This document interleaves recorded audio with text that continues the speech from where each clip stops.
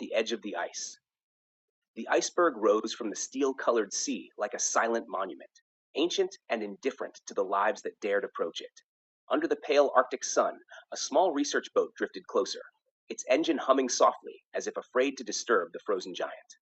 On board stood 5 friends: Liam, Noah, Elias, Victor, and Marco, bound together by years of shared expeditions and an unspoken belief that the most meaningful experiences existed just beyond the edge of comfort. They had not come merely to observe the iceberg from a safe distance. Their plan was far more ambitious: to climb it. After securing the boat, they stepped onto the ice one by one, their crampons biting into the slick surface. The air was sharp and unforgiving, filling their lungs with cold that felt almost solid. The iceberg creaked beneath their weight, a deep, echoing sound that reminded them of its constant movement and hidden instability. At first, the ascent was steady. They moved carefully, using ice axes to test each step, speaking little but communicating through brief glances and practiced gestures.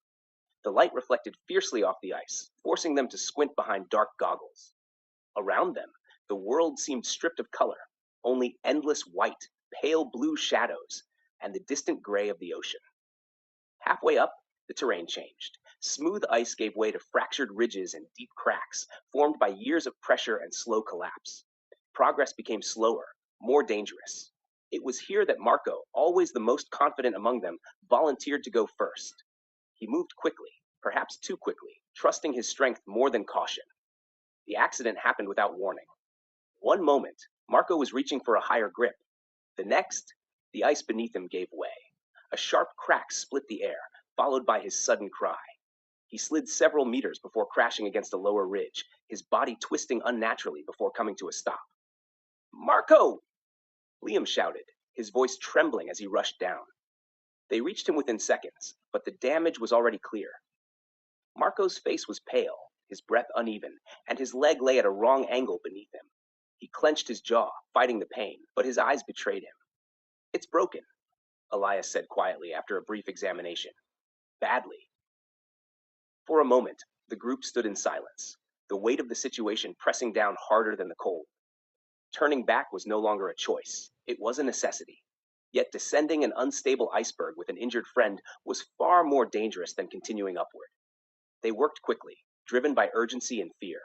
Using ropes, spare clothing, and parts of their gear, they stabilized Marco's leg as best they could. He tried to joke, to ease the tension, but every movement sent waves of pain through him.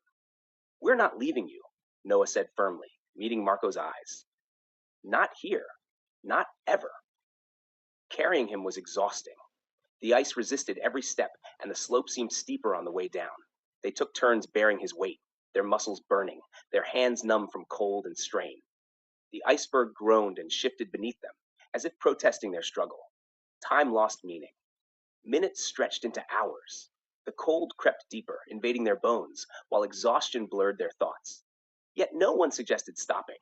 Each step downward was an act of loyalty, each breath a quiet promise. At last, the dark shape of the boat came into view, rocking gently against the ice. Relief washed over them so suddenly that Liam nearly collapsed. With one final effort, they lowered Marco onto the deck, wrapping him in blankets while Victor sent out a distress signal. As the boat pulled away, the iceberg slowly receded into the distance, unchanged and unmoved. It had tested them and taken its price, but it had also revealed something far more enduring than ice or ambition. They had come seeking challenge. They left carrying proof of friendship, heavy, painful, and unbreakable.